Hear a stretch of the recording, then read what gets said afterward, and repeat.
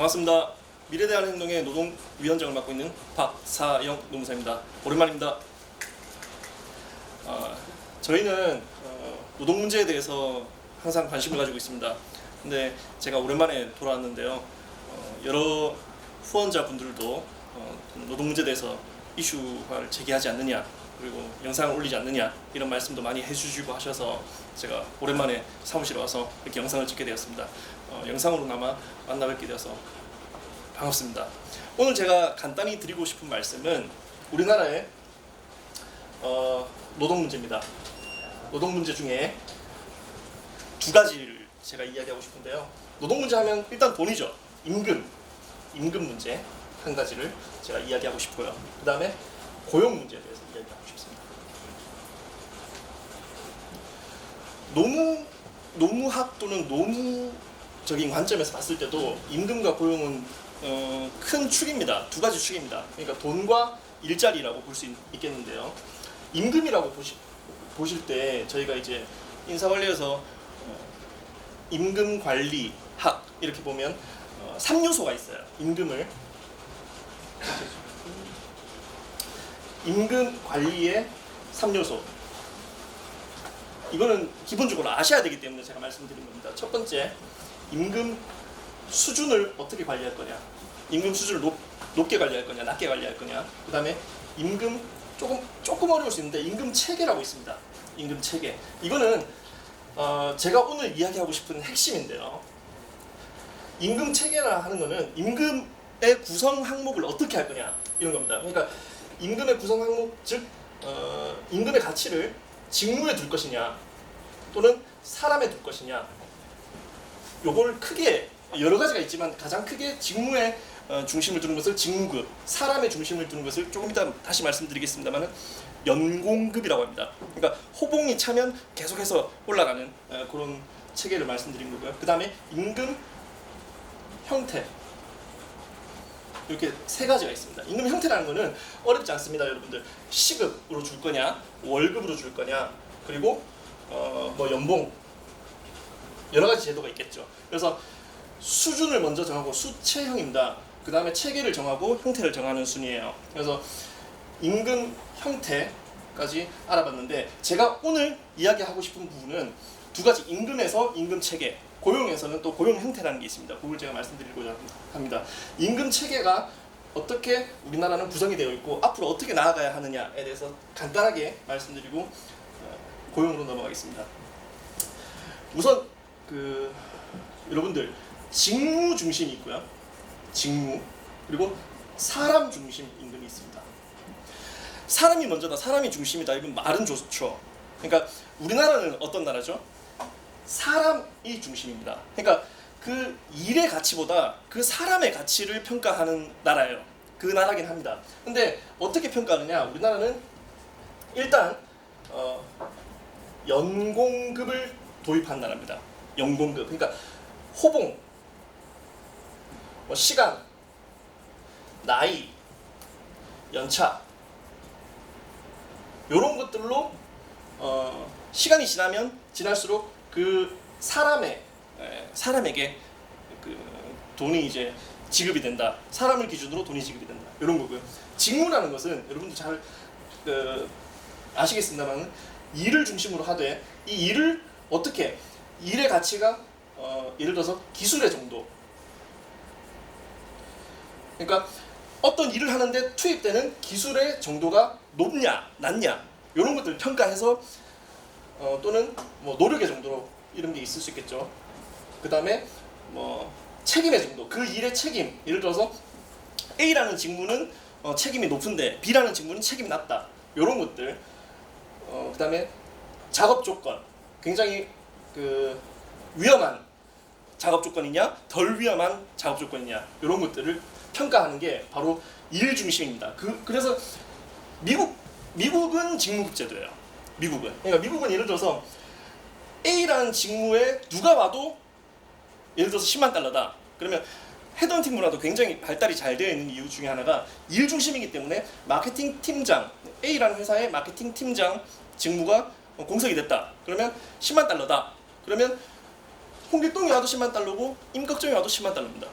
그 직무의 가치, 물론 성과급은 또 별도고요. 그건 뒤의 문제이기 때문에 일단은 직무와 사람의 중심 기준으로 제가 말씀을 드린 건데요.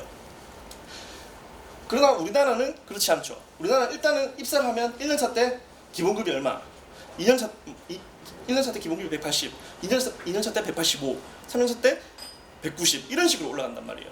그러니까 그게 가장 큰 차이인데 직무급과 이제 이게 직무급이고요. 직무급, 연공급의 장단점. 연공급은 일단 객관적이죠. 누구나 수용할 수 있어요. 그러니까 저 사람이 3년 차다라는 거에 대해서 누구나 다 이의를 제기하지 않습니까? 그러니까 내가 뭐 기본급이 190만 원이다. 그 기준은 내가 3년 차기 때문이다. 이런 거에 대해서는 객관적이라는 거죠. 객관적이라는 건데, 자, 제일 단점은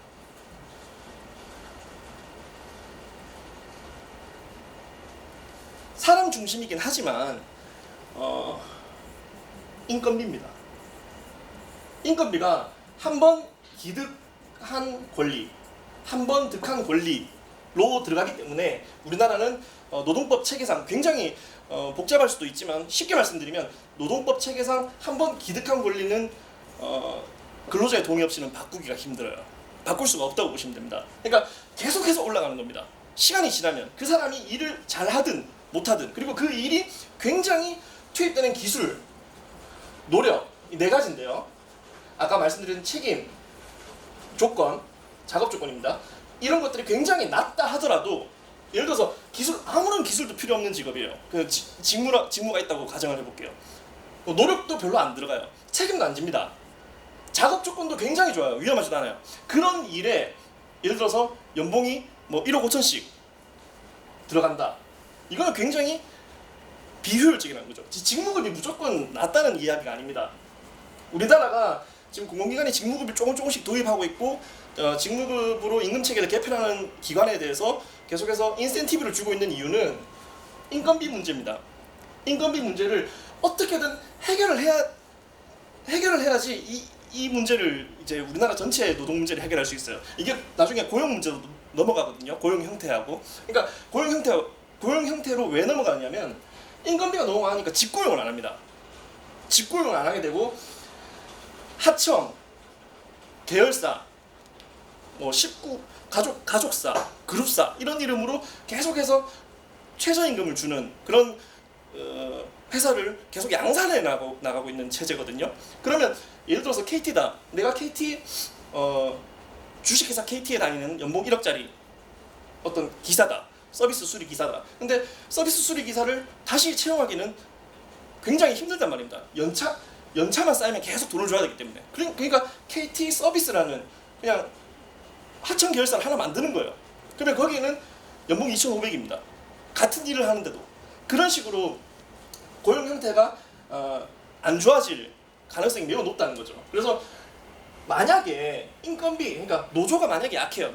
우리나라 노총이 어느 정도 협조적이고, 노총도 사실 우리나라는 굉장히 권력화되어 있습니다. 그러니까 사실 뭐 입법부, 사법부, 행정부 3대 권력이라고 하지만 노조도 엄청난 권력이에요. 지금은. 왜냐? 기득권을 내려놓지 않으니까요. 그러니까 노총 동의 없이는 연공급을 직무급으로 절대 못 바꿉니다. 지금 현재. 그래서 다른 나라는 모르겠어요. 우리나라는 노조가 워낙 강력하기 때문에 이 인건비 상승 문제, 이거를 꼭 해결을 해야 됩니다. 그러니까 연공급을 도입한 나라는 많아요. 연공급을 도입하면서 노조가 약하면 괜찮습니다.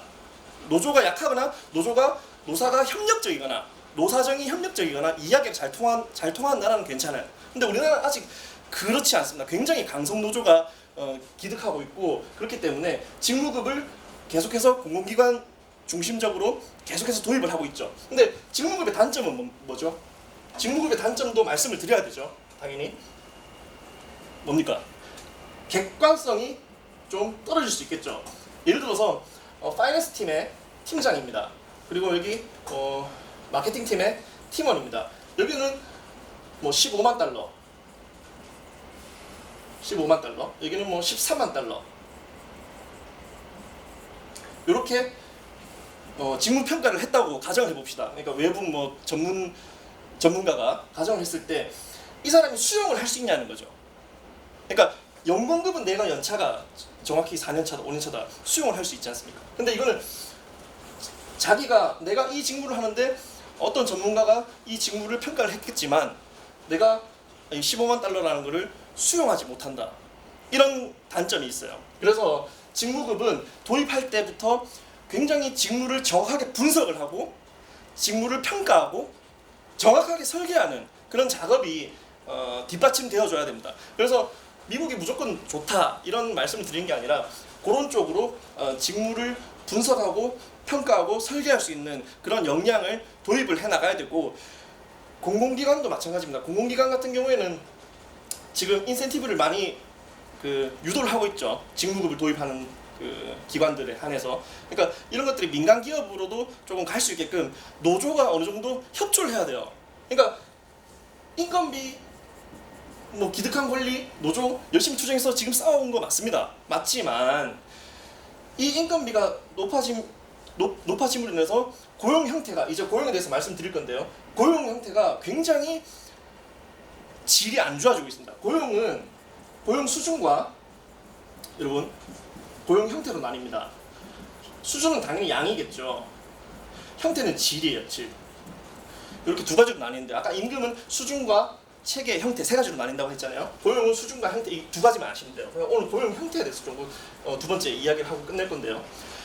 인건비가 많아지니까 A라는 회사가 이 직고용 하고 있는 소문자 A라는 직원은 뭐 연봉이 1.2억이다.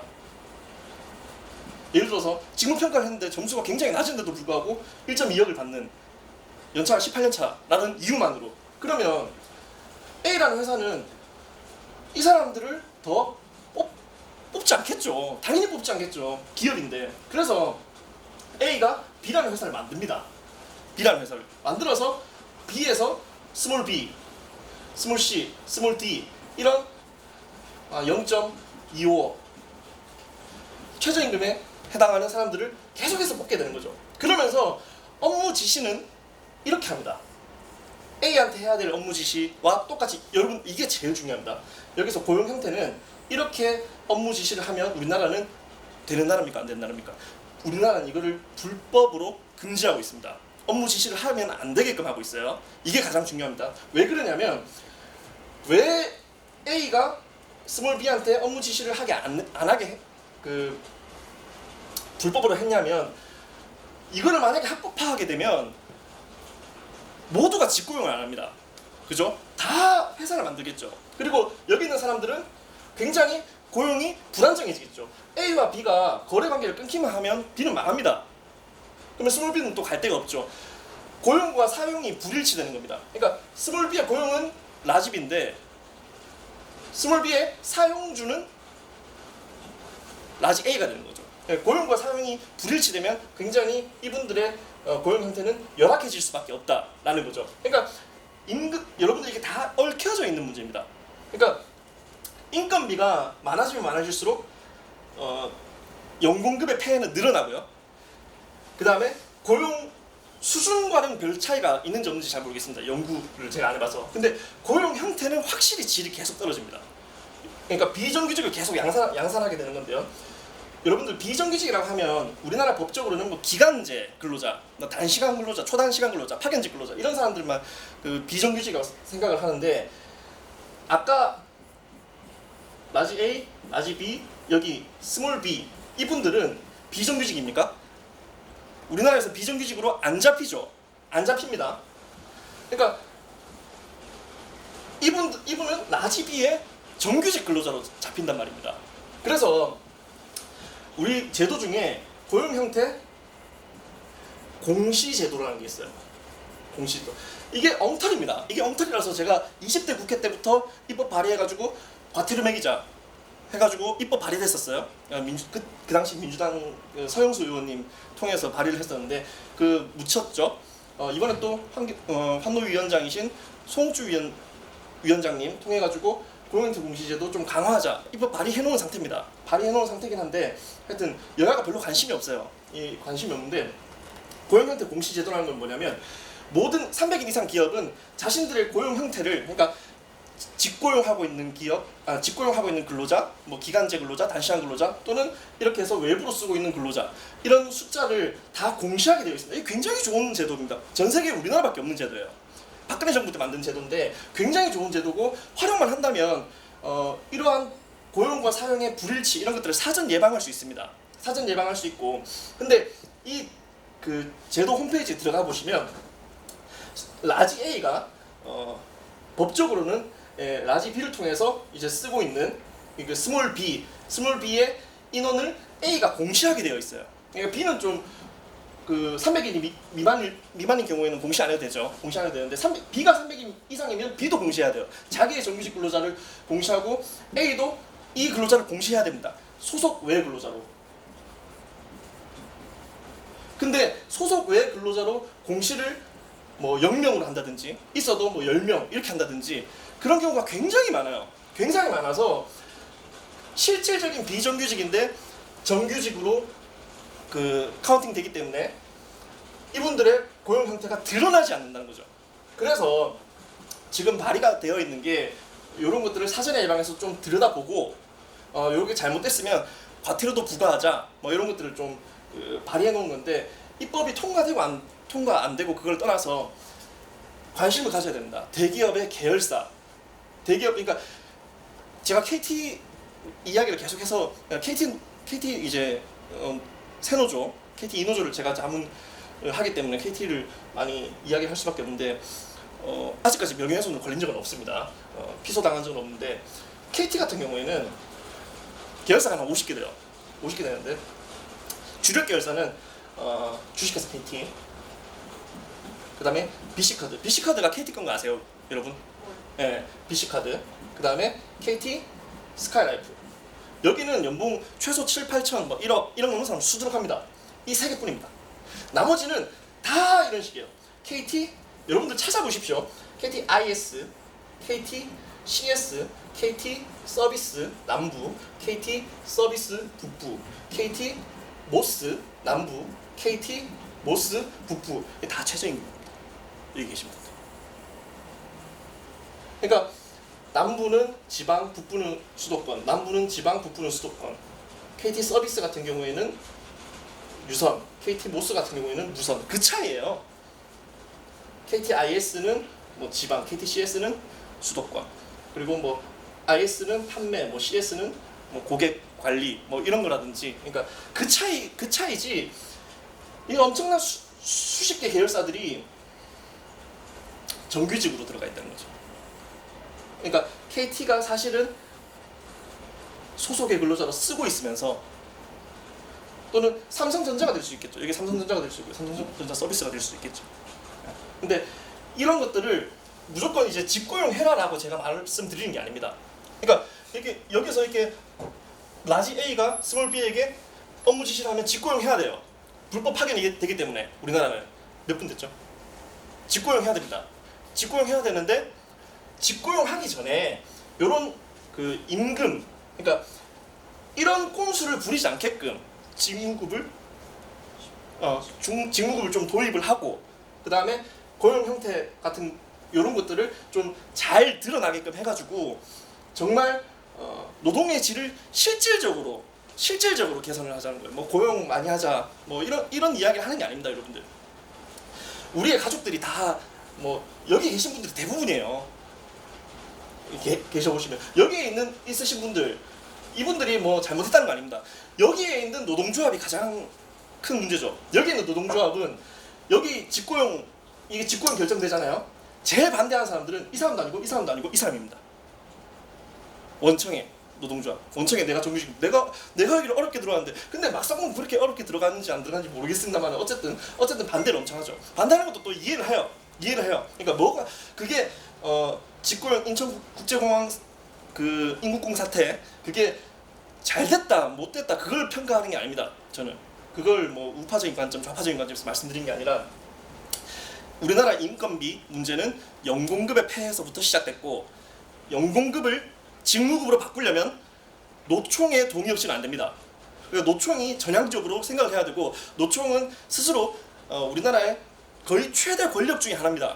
그렇기 때문에 정부와 상의를 하고 협의를 해서 이러한 문제를 전향적으로 검토를 해야 되는 그런 입장이 있고요.